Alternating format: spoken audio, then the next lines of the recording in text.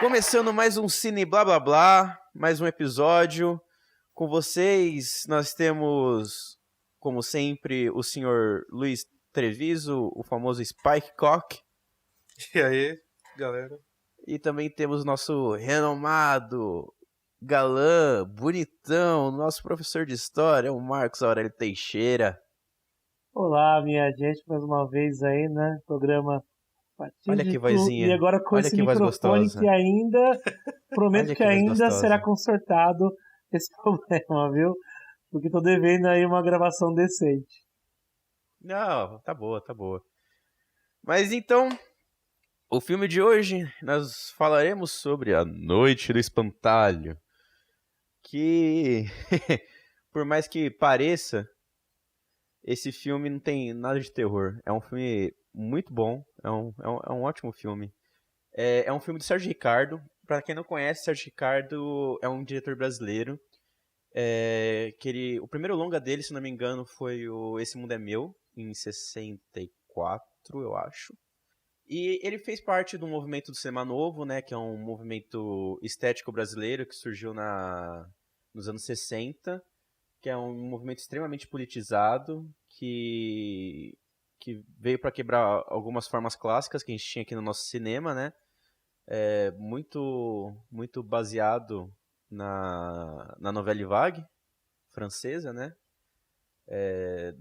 Dados os maiores nomes do cinema novo, é o Glauber, né? Exatamente. O Nelson Pereira, que foi um precursor do cinema novo, né? Mas acho que dá pra gente encaixar nele nesse movimento. Tem também o Joaquim Pereira de Andrade. Sim. Enfim, temos nomes Leon Risman, né? Isso. E ele quer falar. Então temos muitos nomes aí pra fazer companhia com o Sérgio. E o Sérgio ele tem uma particularidade, né, entre todos esses diretores, que além de cineasta, ele é músico, né? Então você vê que o trabalho musical que ele tem nos filmes é um trabalho mais característico dele, assim, né? Porque, enfim, ele conhece os meios, né? Uma curiosidade, foi ele que fez a trilha sonora do Deus e o Diabo na Terra do Sol. Exatamente. E é interessante também lembrar também para os espectadores, né, os queridos ouvintes, que esse é o primeiro programa que nós fazemos partindo do cinema brasileiro, né? Primeiro estamos inaugurando aqui discussões envolvendo filmes brasileiros, né? Os primeiros da história do cinema. Sim. Exatamente. A gente fez do Democracia em Vertigem, mas eu acho que esse daqui a gente pode considerar o ponto inicial mesmo do cinema brasileiro, né? Exatamente, Sim. exatamente. Que eu digo assim, com o cinema brasileiro, se a gente tratar, né, mais o cinema, digamos, uma clássico brasileiro, né? Se for tratar Sim, assim, né? sim. E isso daqui é um quadro, né, que a gente vai tentar fazer todo mês, que pelo menos um filme vai ser brasileiro da nossa história, porque, né, não adianta a gente ficar babando ovo de gringo, sendo que a gente tem tanta coisa boa aqui, né? Preciso ver mais cinema brasileiro. Tem uns gringos que vale a pena babar ovo, né? Eu tô brincando, mas é lógico, importante. Não, tem. O próximo é do Marquinhos aí. Claro. O próximo é do Marquinhos. Exatamente, né? Que bom, né? Bom, é uma maneira de puxar uns pouco o saco aqui do historiador, né? Tô vendo os pentelhos do Tarantino já na boca do Marquinhos aqui, ó. Que absurdo isso. Eu jurava que você estava falando do nosso programa que nós vamos gravar do Akira? Né? Do Akira Kurosawa, claro. Não, era uma vez em Hollywood. Eu tô aqui pensando, por que você tá falando Tarantino aqui agora? Mas bem, não vem ao caso agora. Vamos discutir sobre, né, essa obra de Sérgio Ricardo, que ela é muito, assim, muito bacana, ela é muito interessante, inteligente, é um filme que tem que ser visto mais de uma vez. Todos são, mas é um filme, na verdade, que ele é bem complexo por trazer esse lado, né, do musical, da ideia, né, dos contos de cordel e principalmente do teatro, né? Que é o que ele também puxa um pouco de cinema novo, né? Principalmente talvez seja uma maior influência pro Sérgio Ricardo nessa obra, que é o Glauber Rocha, né? Sim. Até questão de que boa parte do cinema novo é muito teatral, né? Uhum.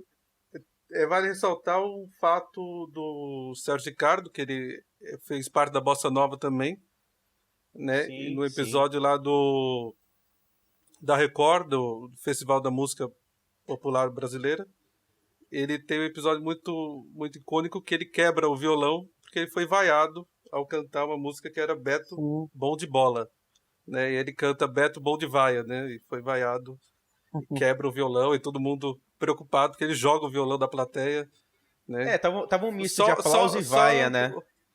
Tava um misto Exatamente. de várias coisas, assim. Só uma curiosidade sobre o Sérgio Ricardo.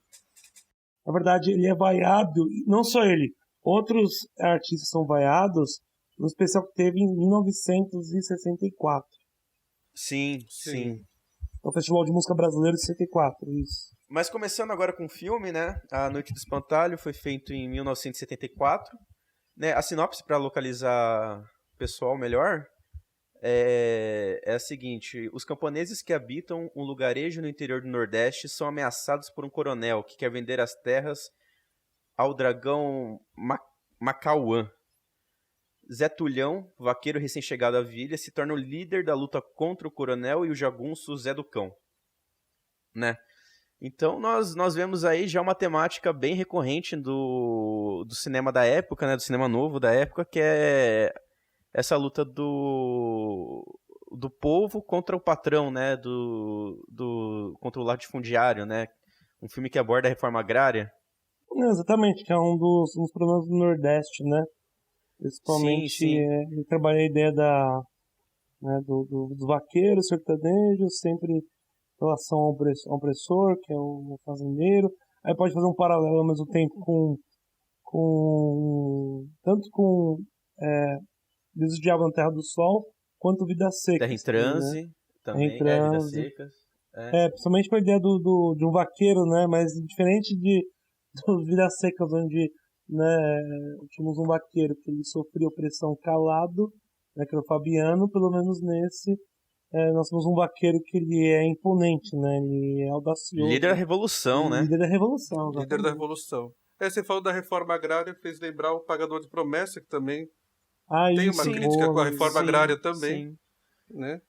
Que o líder da reforma agrária do filme. O Pagador de Promessas, ele é um cinema novo mais palatável, né? Sim. Ele pega todas as características do cinema novo, dá uma industrializada lá e acho que até por isso que venceu o Cannes, o Pagador de Promessas. Bom, sobre o filme. O filme, ele é inteiramente, né? O filme, ele é inteiramente baseado numa cultura regionalista do sertão, com mitos da localidade, baseado em cordéis, teatros de lá, até porque onde ele é gravado o que na época, pelo menos, era o maior teatro aberto do Brasil.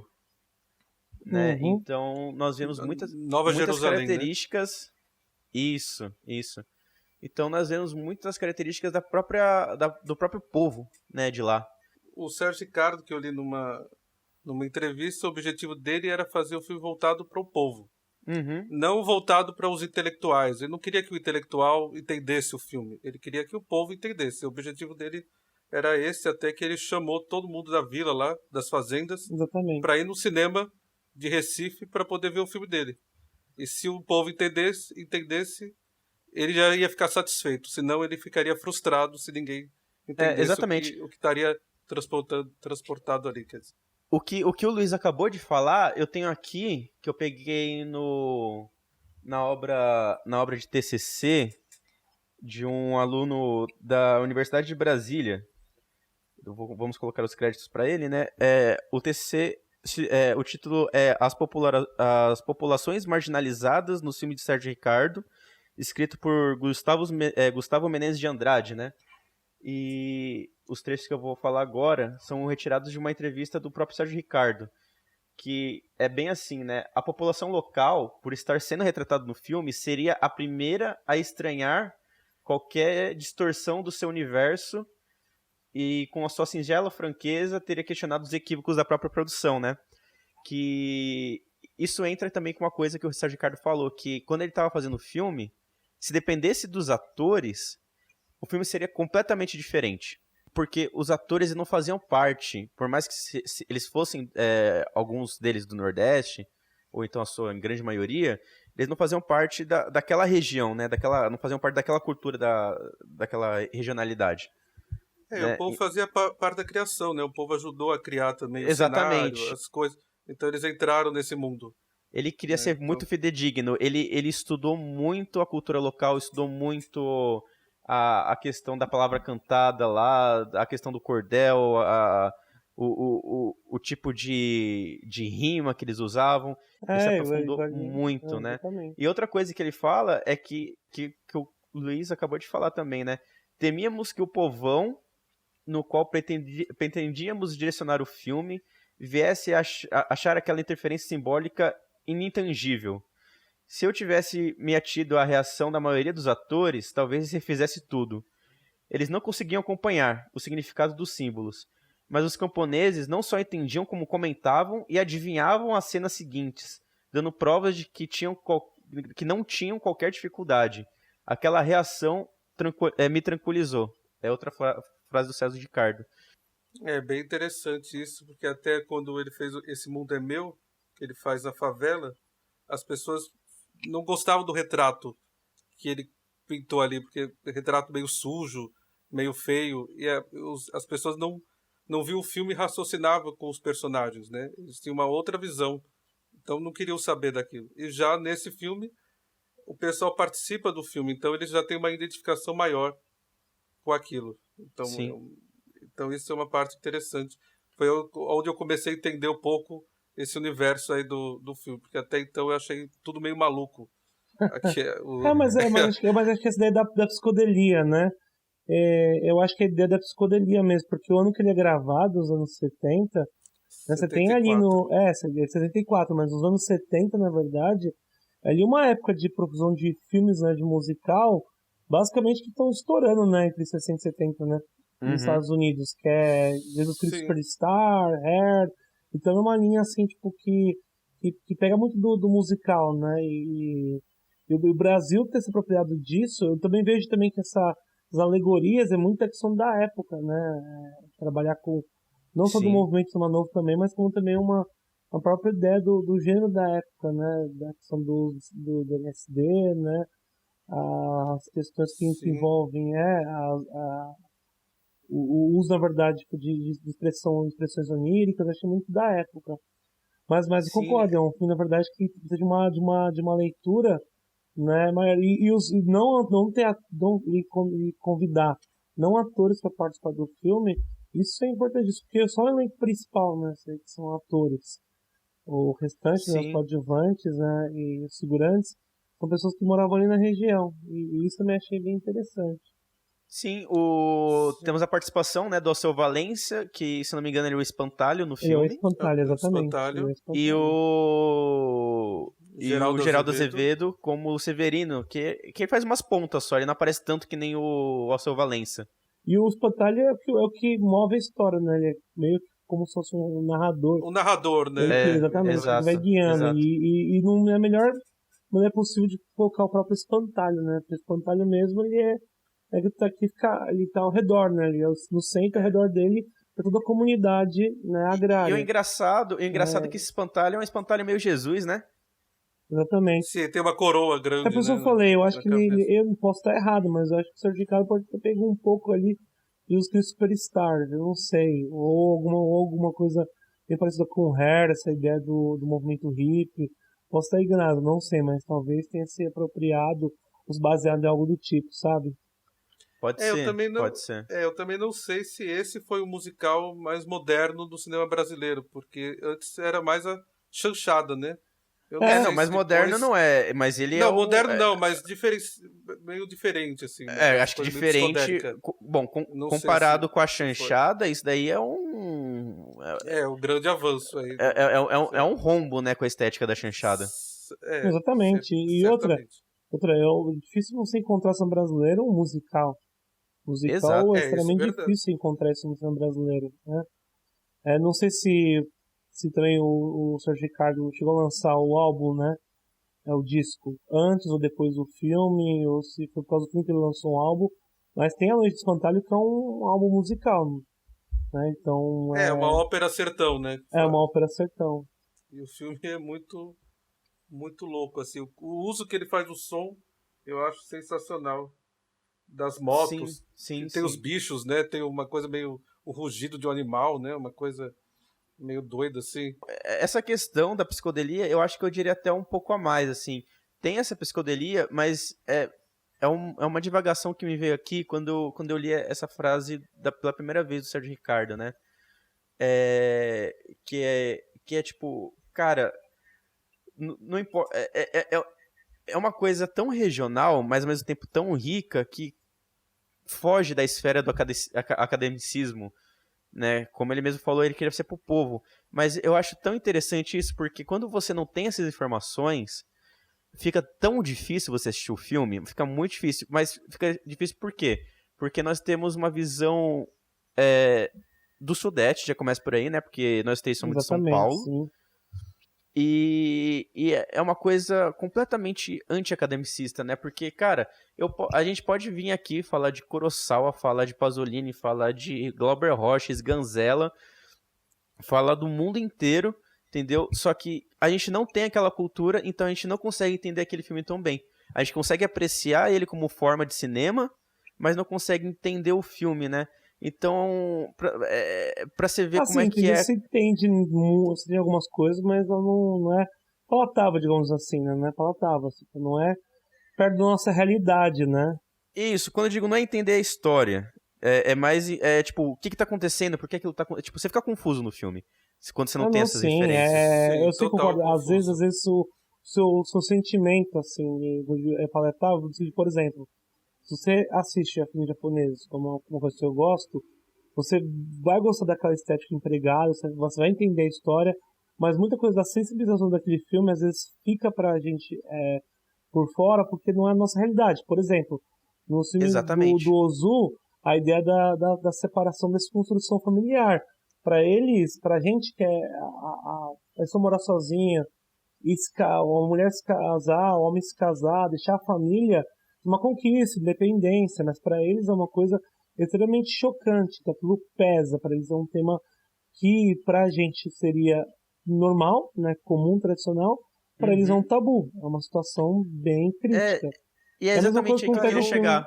Exatamente isso. É exatamente aí que eu queria chegar, porque a gente tem que... É que assim, cara, não adianta você ser o cabeçudo intelectual, cara, se você não tem essa experiência de mundo, de saber como é que outras culturas, até mesmo dentro do seu próprio país, você não vai entender o seu próprio país. Então, exatamente. É aquela coisa, não adianta o cara... Que a gente vê muito no cinema brasileiro, né? Tipo, a gente vê muito no Cidade de Deus até. Não adianta o Fernando Meirelles, o moleque branco de classe média que nunca tinha pisado numa favela, querer fazer um filme sobre favela e achar que tá arrasando com isso, entendeu? Ele vai pegar estereótipo da época, e foi o que ele fez.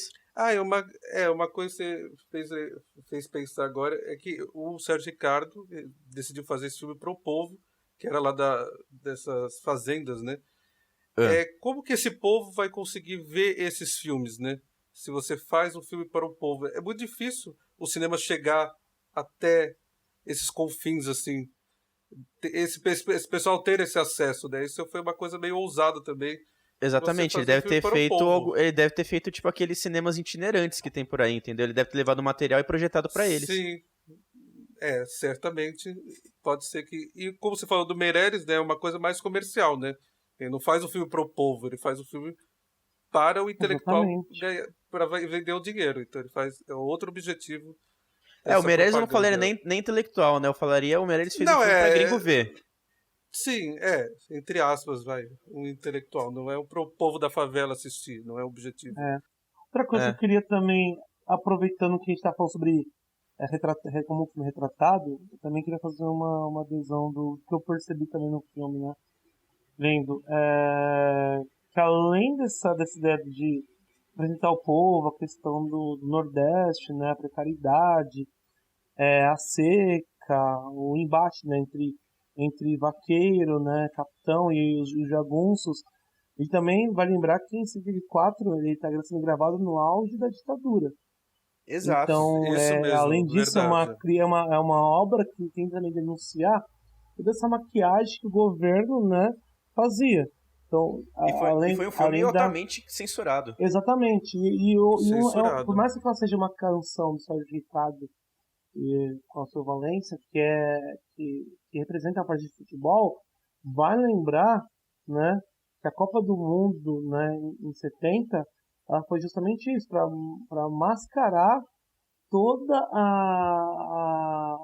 os problemas que envolviam a questão, né, do AI-5 na ditadura. Todo mundo sabe que isso, e tem a parte de futebol ali, né?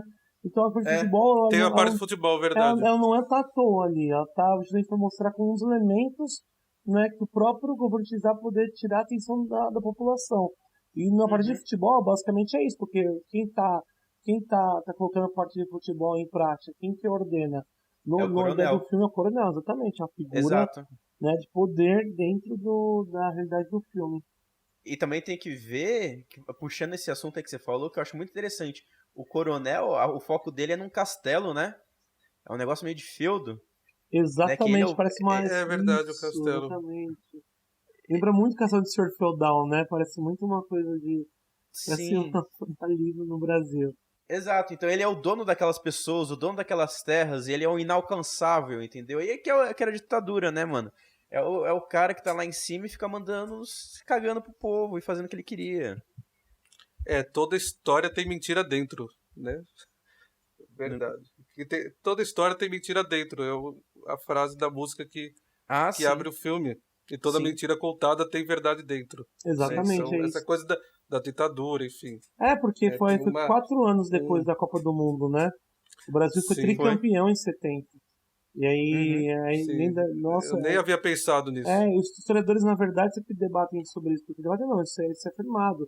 A Copa do Mundo 70 foi uma maneira de desviar a atenção das pessoas que problemas estavam acontecendo no Brasil, principalmente em relação ao AI-5, pelas perseguições que ocorriam, né, os assassinatos e tudo que estava acontecendo no Brasil.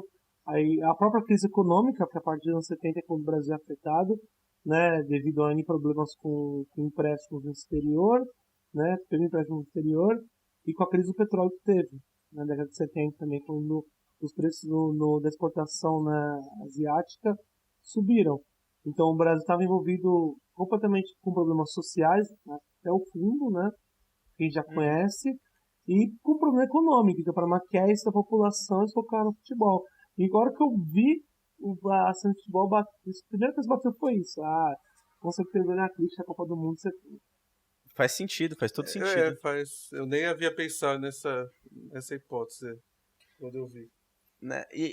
E o filme é todo alegórico, né? Porque você vê cenas assim... Porque não é um filme pra contar exatamente uma história, né?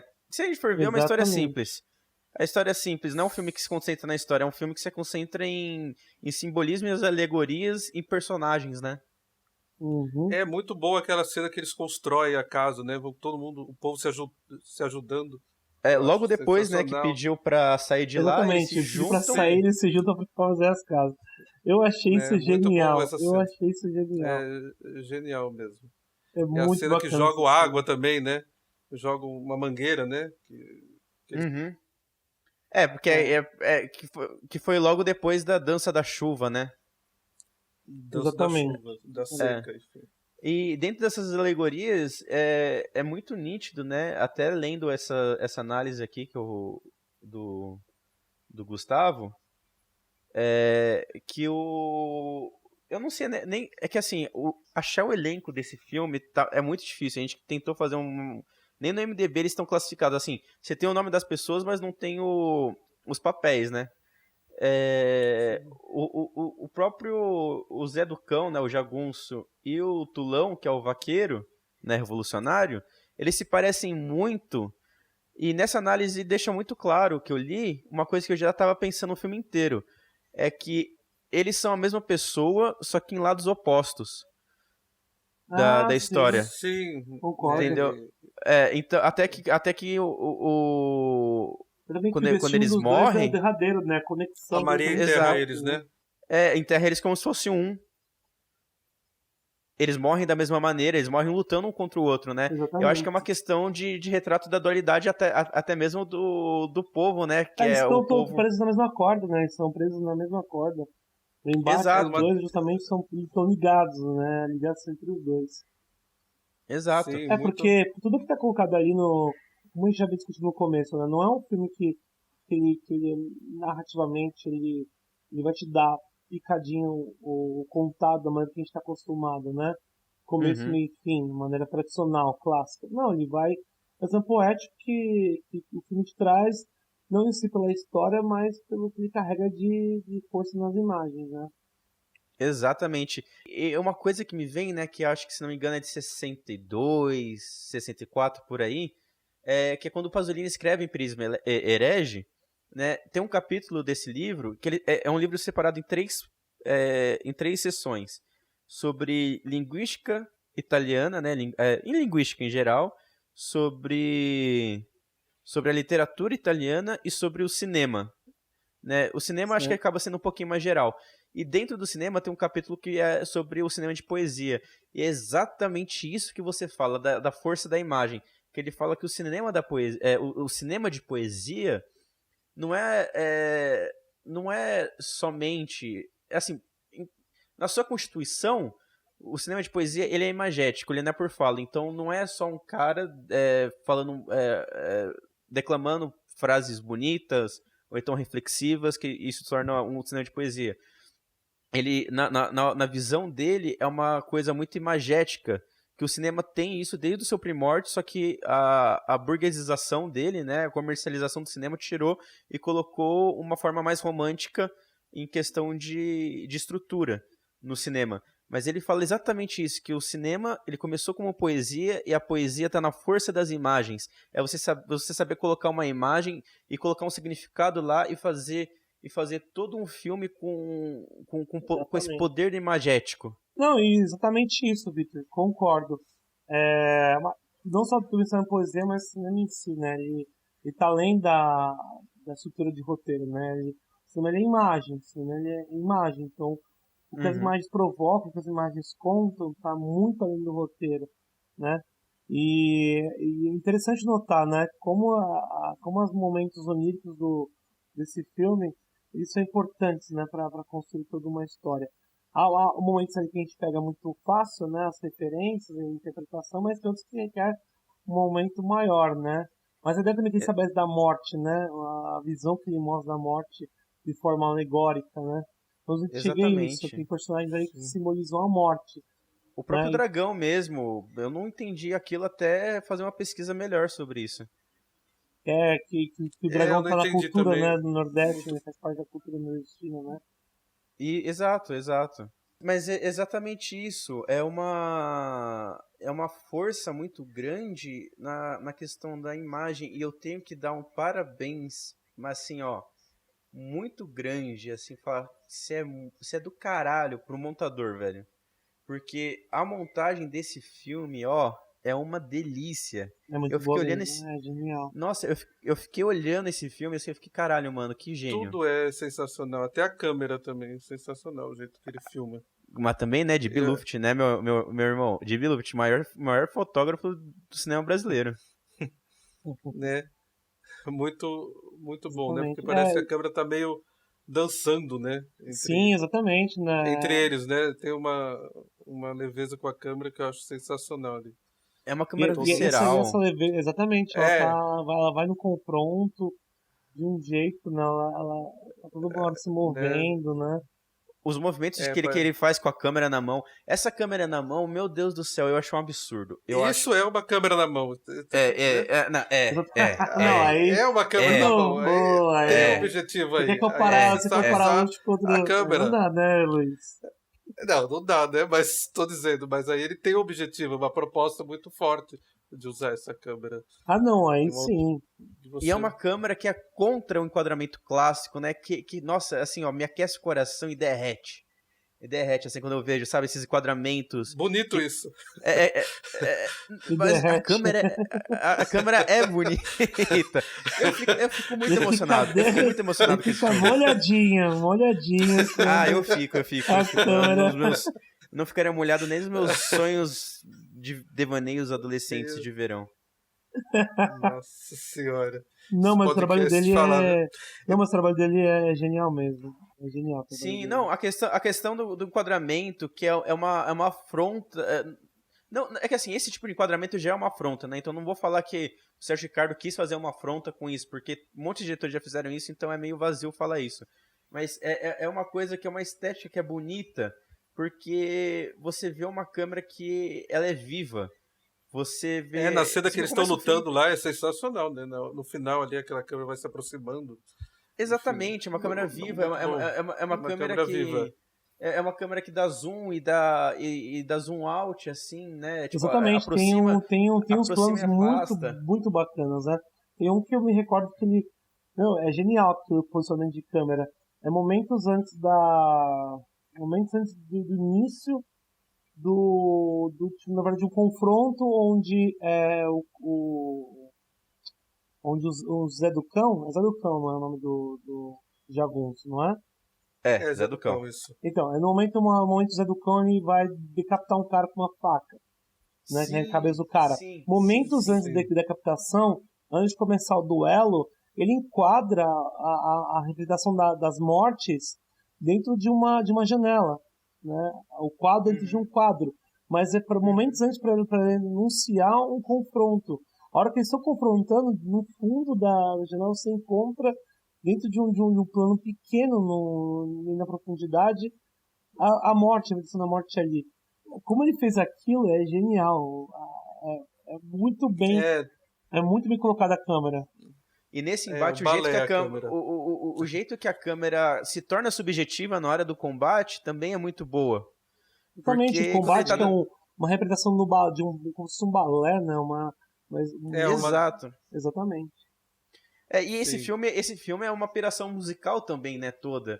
Eu acho que o Sérgio Ricardo fez aquilo lá, assim, tipo, mano, tendo orgasmos de prazer, assim, porque... Como eu falei, é uma ópera de cordel, cara, é um musical de cordel, tipo... É muito boa, aquela mulher da janela, sai da janela, tem uma cena bem... Exatamente. Não, essa montagem é sensacional. Tira o padre da igreja, a mulher tá na janela, a mulher saiu da janela, mano... Sensacional, muito boa essa montagem. Boa mesmo. Isso que é câmera na mão, senhor. Nossa, e outra coisa que me chamou a atenção. Nossa, eu vou ficar aqui delirando nesse filme. Tem uma parte que ele assume a própria gravação do filme. Você vê quando ele, se não me engano, é quando eles estão construindo a casa. Você vê uma câmera filmando. Exatamente, você vê que a ideia tipo de. A ideia da câmera entrar, né? A ideia do realismo aí, a ideia do desenvolvimento de cinema, né? Onde não interessa, a câmera pode entrar em quadro, tudo. Mas nesse caso, como se a câmera participasse do filme, né? É como se ele tomasse que tudo aquilo é realmente uma representação. Você vê as mulheres. Tem menina do som captando o Foley, dos caras mexendo com a pá. Você vê toda a equipe técnica lá e dentro dessa dança, dentro dessa música. Mano, é um filme assim que é uma viagem, é difícil de ver. Exatamente. É uma viagem, é difícil de ver, mas é muito gostoso. Assim, é difícil de digerir, mas é muito gostoso de ver. Porque é difícil de digerir porque as pessoas, quando procuram um filme, elas querem ver elas querem ver o processo narrativo clássico, elas querem ver construção de roteiro, começo, meio e fim, de maneira mastigada. Exato. A gente tá acostumado com... Exatamente, as pessoas estão acostumadas, né? Então tem que ir de cabeça aberta, já entendendo que esses elementos que interessam no filme não é a história, isso é composição poética, porque a história ela é simples. Vale ressaltar que também é ditadura, né? Então você não podia ser tudo muito mastigado, senão cortava metade do filme. Então você tem que dar uma disfarçada ali, senão tem muita... Exatamente. Tem que dar uma disfarçada. Glauber Rocha que eu fale, né? Que os filmes do Glauber Rocha também são... Você pega a Terra em Transe em si, é assim... Você consegue entender? Você consegue, mas não é um Avengers da vida que você senta lá pra relaxar, não. Esses caras fazem o espectador ser ativo, porque o espectador não tá entendendo o que tá acontecendo e ele fica pensando, entendeu? Isso que é legal. Sim. Nem a censura entende, né? Porque vai que vai. Na verdade isso mesmo, tem parte de princípios, né, poéticos e nada literal para que justamente espaço pela censura.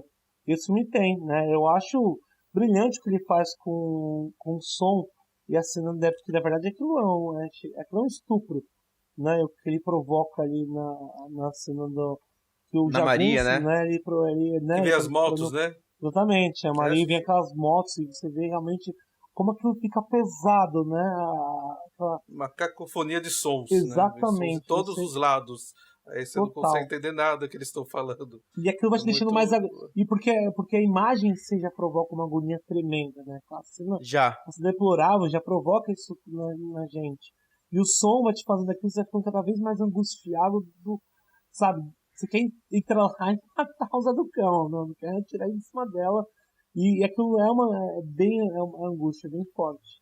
E pela montagem também, eu não sei até se é válida essa minha interpretação, mas na hora eu senti muito que, como é aquelas cenas das motos indo e o cara em cima, e você, só que assim, por mais que começou com o Zé do Cão, você não viu o rosto do cara, você só viu o rosto dela, ele tava de costas, né, sempre uma câmera de cima, pegando eles deitados no chão e ele em cima dela, e aquelas motos Sim. vindo e cortando pra ele, moto vindo e cortando pra ele, moto vindo e cortando pra ele, eu acho que pode ser, eu acho que abre espaço pra um estupro coletivo até, não só um estupro só dele.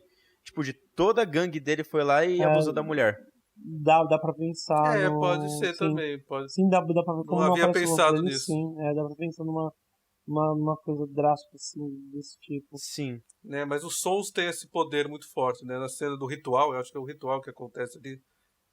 Também tem os sons que vai com uma cacofonia total, né? Sabe a cena, né, que eu tô falando? É Sim. É o o. ritual. Sim, sim, sim. Sim, Tem uma mulher balançando ali, né, gritando, com o livro na mão, os caras pintados. sim. Enfim. Sim. Logo depois que. Logo antes dele chegarem com as britadeiras, né? Britadeira não. Ali, Com as escavadeiras pra derrubar a casa, né? ali você não consegue entender nada do que tá acontecendo. É muito barulho, gente gritando, gente fazendo outro barulho ali. Acho muito louco o uso do som no filme. O filme é Sim. sensacional, né? Muito bom. Tem, por exemplo, o começo do filme ali, que ele entra e passa pelo corredor, você vê pessoas de vários ofícios ali, eu queria botar na cabeça, o que seria aquilo que ele tentaria passar, né? A ideia de interpretação. Eu fico pensando que aquilo ele assumindo que é o pessoal contando a história. Porque naquele corredor tem bastante gente que passa que eles estão em máquina de escrever, né? Como é que fala quando Tem pessoas que datilografando, fazem. né? Ah, pode ser, na verdade, pessoas que Porque ele fala compõem. que vê a morte do caminho. Exatamente, eu achei, na verdade, Vê a quando eu morte do comecei a caminho. assistir, eu nunca tinha visto esse filme, eu acho que estava retratando sobre pessoas que morreram, né? Sobre Pode falecimento. ser, Mas o que você está pode ser. falando também faz sentido, né? Talvez eu possa estar meio louco aqui agora, numa interpretação minha, mas talvez seja um falecimento, como a gente está passando na época da ditadura, censura, mas um falecimento coletivo, né? De profissionais do cinema, porque, igual você falou, tem gente que Uhum, não quer escrever, roteirista, uhum. tem uma Pensei pessoa nisso também. costurando, eu sou costurando, tem ali também Uhum. que é a seriedade do figurino, tem uma bailarina, né, sendo treinada por uma professora. Então, talvez elementos artísticos foram silenciados, né? Mortos pela ditadura. Um pensamento meu, né? Eu Essa acho que pode loucura. ser. Porque até ele cita na música, né? Vendo a morte no caminho. Né? Exatamente. E Ele fala, uma, eu comi. e uma coisa que eu. Outra coisa, né? Não é uma coisa, é outra coisa. É a composição de cena dele, né? A mise-en-scène que ele faz, o jeito que ele dispõe os atores. Aquilo é uma obra de arte. Aquilo são quadros. São quadros, assim, Sim, dos melhores pintores. Ele foi muito posicionar bom. bem, né? Não só os personagens principais, os atores, como também os figurantes. Ele posiciona de um jeito que fica muito bem colocado. Como eu falei, aqueles que eu comentei na batalha, né? Antecede ali a realização das mortes, né? Dentro de um quadro, né, um quadro minúsculo. Ele faz isso em outros momentos, né? Uhum. Próprio controle de área, né? Que ele tem e com toda a mise-en-scène na batalha entre o Tonhão, quando o Tulhão vai enfrentar vários capangas, né? Numa área onde tem várias janelas e todos eles brotam no mesmo momento, no mesmo ritmo e ele Uhum. faz um plano belíssimo que ele deixa o personagem no meio e os jagunços, né? Os capangas do lado, indo para enfrentá-lo. genial. Como também a parte da montagem, né? A luta, o confronto dessa montagem, né? Quando vai diferindo dos golpes, né? Para aquele momento, no cinema brasileiro, era uma coisa basicamente tipo, um alcance, né? Uma conquista bem importante. Tem uma cena do, acho que é Jagunço, que vai matar o burro, não vai? Numa Isso, sim, exatamente. Sim. Que ele vira e dá o pulo. Eu lembrei do Autobaços, o Deus e o Diabo da Terra do Sol. Não sei se isso foi... Não, com certeza, uma referência, assim. Uma referência? Pode ter sido, né? Não acredito também seja uma referência. Né? Que eles dão vários pulos, assim, né? Na hora que vira pra câmera. Não, porque é uma referência mesmo, né? Do tipo de filme que trabalha do Diabo. Também eu acredito que seja uma referência, né? Como a gente havia comentado, aí tem muito, né, do cinema novo, né? Estética. E acho que nos anos 70 já tinha no cinema brasileiro uma ideia de trabalhar mais questões urbanas, né? Somente depois que teve sobre, né, futuramente teria os documentários sobre a greve no ABC, no futuro, mas ali na metade da década de 70 eu acho que estava muito mais uma força no cinema em relação a questões mais urbanas, né? E aí ele vem com uma questão, tipo, de novo, que no cinema novo havia sido trabalhado nos anos 60, né? A ideia do questão rural. E é claramente, ele trabalha isso, mas sempre fazendo esse lance com a questão, né, da ditadura. É genial, cara. Aqui, ó, o que você falou não era tão pira, não. Tem uma nota de rodapé aqui no TC falando, não se encontrou referência explícita a isso, mas há muitas evidências que a direção de arte deste filme e a de Jesus Cristo Superstar, de Norman Turner, tem lançado... tem as semelhanças. Tá vendo como besteira, né? E a personagem Maria, né, que é interpretada pela atriz Regiane Medeiros, dos personagens é uma que me chamou bastante atenção. Esse lado, assim, de uma mulher que, ao mesmo tempo você percebe que ela tem laços ali com a terra, com a questão do campesinato, você também percebe ali que ela tem, na verdade, muita cultura sobre a relação à questão do Nordeste, mas também vê também bastante uma mulher também que ela tem, dá a entender, na verdade, meio que um sentimento, mas algo, por mais que ela esteja sofrendo estupro do lado, né, dos jagunços, vê que ela sente no final quando os dois se matam, né, não só por ele, né, pelo Tulhão, mas também pelo Zé do Cão. Eu não sei se isso também pode ser uma pirâmide, mas tem muito a ideia de já ter um sentimento pelos dois, né. Tem uma relação, né, entre os três, é como se fosse um triângulo. Amoroso. Não que ela tenha uma reciprocidade. Oh, Deus. Jesus Christ Superstar. Não que ela corresponda ao abuso, né, ao estupro que o Zé do Cão fez com ela, mas você vê ali que até que ele tenta levar ela embora, né, e o espantalho não deixa ela entrar nos terrenos do coronel, né, não sair daquele lugar.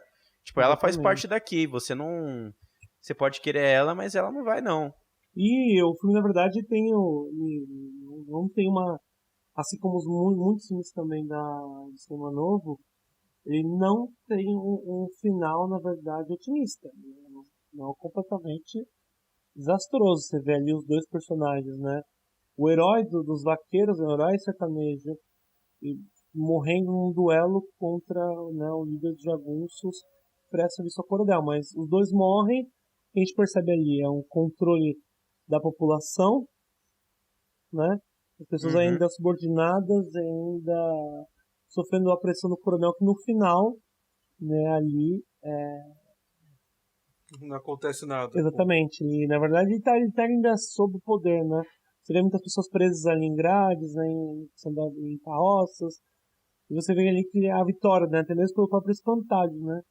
E até porque abre o filme com ele, né? Exatamente. Abre o filme com o coronel na verdade, sentado ali. Né? Isso, e o espantalho no final, na verdade, ele que é uma figura que está vivo, contando a história, ele volta a ser um objeto animado, né? Ele volta a ser apenas uma madeira, né?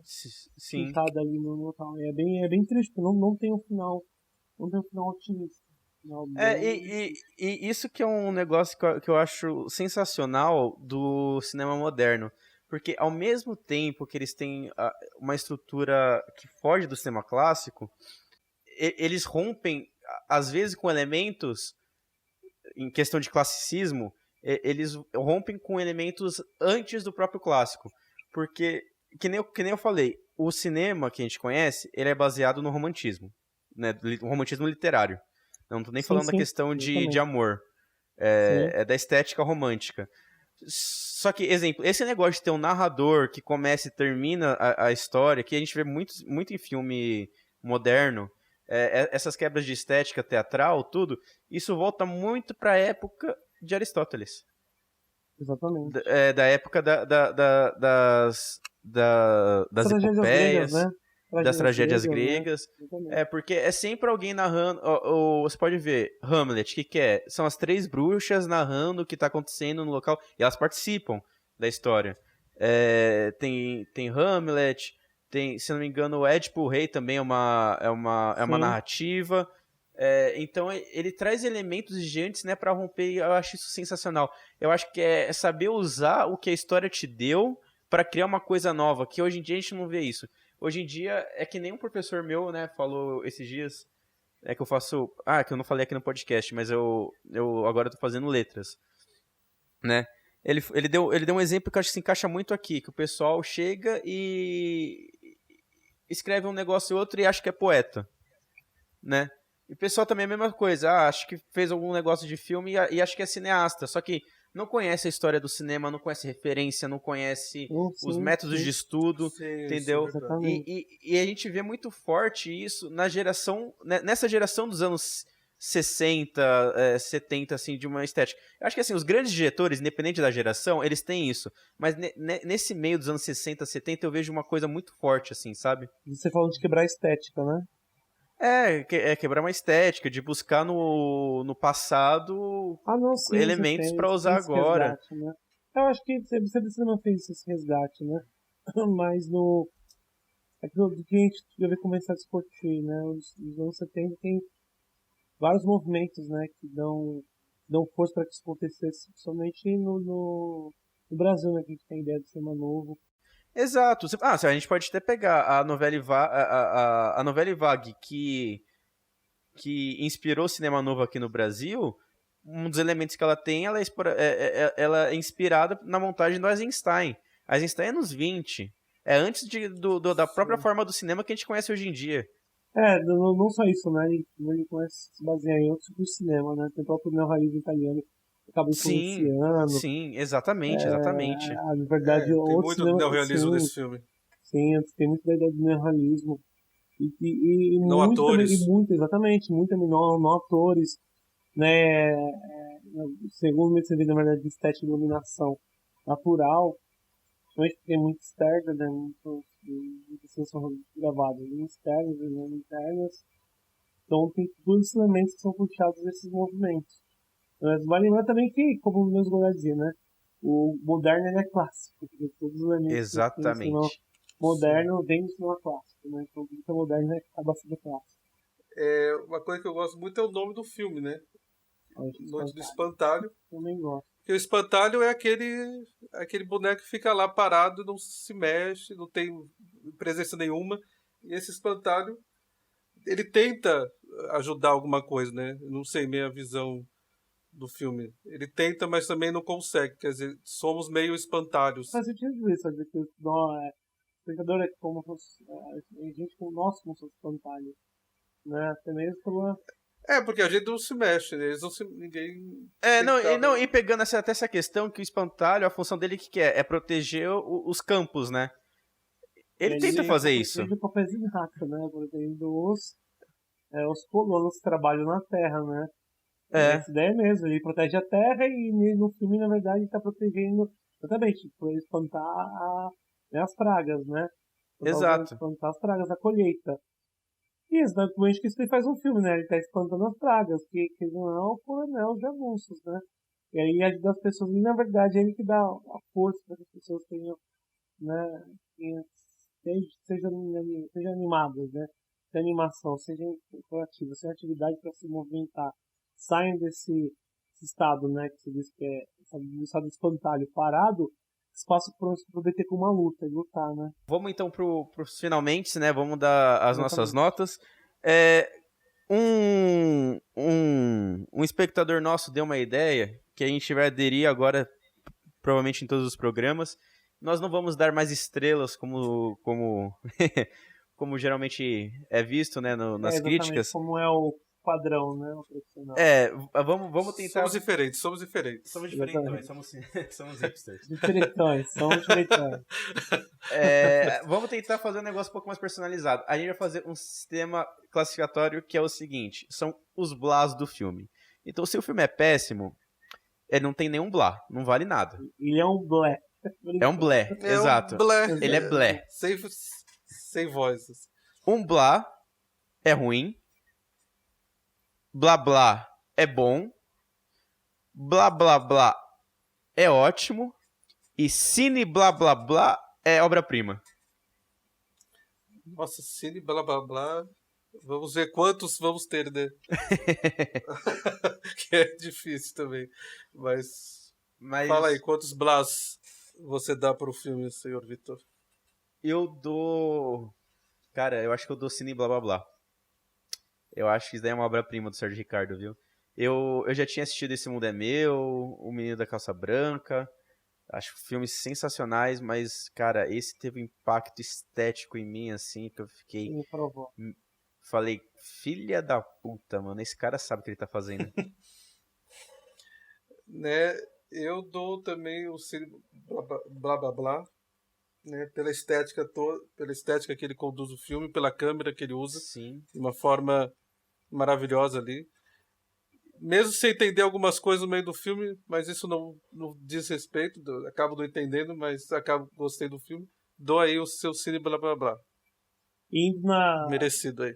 Agora eu vou indo no mesmo caminho que o seu, Luiz, para explicar exatamente isso. Por ser um filme que ele me provoca, ele me incomoda, porque realmente ele não é fácil, ele faz a gente questionar, refletir sobre muitas coisas que envolvem tanto a política brasileira como a situação do Nordeste e a questão estética do cinema, também do cine blá blá blá, que é obra-prima, e é isso que a arte tem que fazer, ela tem que provocar. Se for uma arte que incomodar, se é uma arte que incomoda, né, ela é uma arte, né, que deixa que é o seu principal objetivo. Então, por conta disso, né, cine blá blá blá, obra-prima. Exatamente. Assim, vamos deixar claro, né, que nós sabemos diferenciar, né, o propósito de filmes, né, porque senão o pessoal vai achar que a gente é aqueles cara bitolado que só acha que filme bom é... mas exatamente, o pessoal vai falar, não é isso não, gente. Vamos deixar... A gente gosta de um Avengers também, a gente curte. Gente, eu adoro os Vingadores, adoro X-Men, eu dou cine blá blá blá pra mim ser possível, porque eu adoro Missão Impossível. Tá. O próximo vai ter o grande amado do Marquinhos, o próximo podcast, o grande amado do senhor Marquinhos aí. Vai defender com unhas e dentes aí. Vai ficar... Se for ruim, ele vai defender totalmente. Não, se for ruim, haverá críticas, né? Mas ele vai dar cine blá blá blá. Vamos aguardar, né? Os próximos capítulos, vamos aguardar. Exatamente, isso que a gente ia falar, né? Vamos para uma informaçãozinha aí da semana que vai ter. E Marquinhos, você que é o Tarantella fã? Tarantella. Faltou uma musiquinha, né? Na quinta-feira ele estreia um filme de Tarantino, Era Uma Vez em Hollywood, contando a história de um ator, né, em decadência, né, nos anos 60. Ele tem toda a familiaridade, né, as relações com o dublê, no caso o ator é o Leonardo DiCaprio, o dublê é o Brad Pitt. E o ator, né, o Leonardo DiCaprio, o personagem, mora na rua da Cheryl Tate e do Roman Polanski, né? E aí tem a ideia da relação dele com o cinema, a relação dele com o dublê, e provavelmente deve entender uma relação dele com a atriz, né? Que a gente sabe que acontece com os assassinatos, né? Do líder de um grupo, né, de uma seita, com a liderança de Charles Manson, e é isso que o filme vai contar, né? Tem toda essa histórias se envolvendo, se intercalando, se relacionando. Como todo filme Tarantino, há toda essa teia, né, de relações e de histórias, né? Exatamente. Sim, vamos ver o que ele fará com o Charles Manson, Cheryl Tate, Polanski. Vamos ver. E é isso, gente. E Bruce Lee também. E também nós temos, além do Tarantella, nós temos no final do mês o filme brasileiro que provavelmente deve ser o mais aguardado do ano, né, das terras tupiniquins, que é o Bacurau, Sim, né, do Kleber Mendonça. Então, vamos pessoal assistir aí, vamos tentar dar um apoiozinho. Nós vamos tentar ir numa pré-estreia, né, comentada do diretor, vamos ver se rola.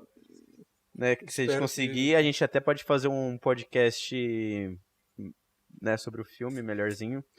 Mas é isso, vamos tentar apoiar o cinema nacional aí, né, porque se o presidente não apoia, pelo menos a gente apoia. Vamos aí dar uma força ao Kleber pela primeira vez. Exatamente, não dá uma... mas é mais pelo que ele representa do que pela genialidade dele, né? Fechamos então, pessoal. Esse foi mais um programa do Cine Blá Blá Blá.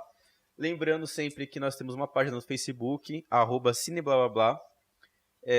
Acessem lá, curtam a página, interajam com a gente nos posts sobre os filmes que vocês gostariam de ouvir, sobre o que vocês acharam dos programas, os diretores que vocês querem saber mais, se vocês têm algum tipo de movimento do cinema que vocês querem aprender, enfim...